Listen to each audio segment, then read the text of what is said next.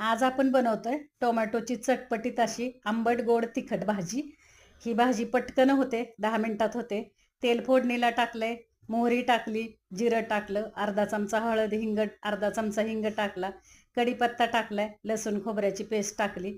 खमंग अशी लसूण खोबऱ्याची पेस्ट आपण परतून घेतोय। कांदा टाकलाय, कांदा पण छान असा परतून घेणार आहे आपण।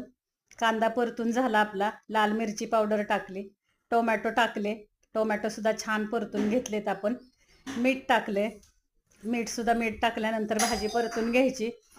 1 चमचा आपण साखर टाकलेली आहे, साखर नसेल तर गूळ टाका। छानपैकी परतून घेतले। 1 वाटी आपण शेंगदाण्याचा कूट टाकलेला आहे। कूट टाकला की भाजी घट्ट होते। 5 मिनिटासाठी झाकण ठेवले, झाकण काढलं आपण।